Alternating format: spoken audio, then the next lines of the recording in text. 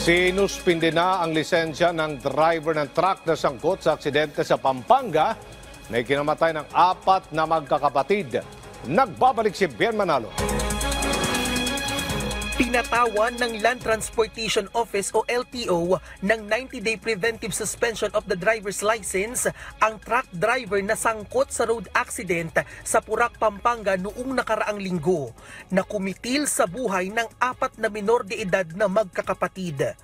Ayon sa LTO, mananatili ang suspensyon hanggang sa matapos ang isasagawang investigasyon hinggil sa insidente. Naisampa na rin ang show cause order laban sa sospek.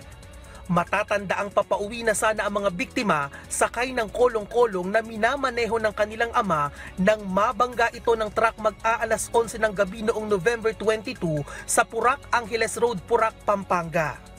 Napag-alamang galing sa lamay ng kanilang kaanak ang mga biktima. Naisumite na rin ng ahensya sa tanggapan ni Department of Transportation Secretary Jaime Bautista ang initial report and action kaugnay sa nangyaring aksidente. Samantala, nagpaabot ng pakikiramay ang LTO sa pamilya ng mga biktima.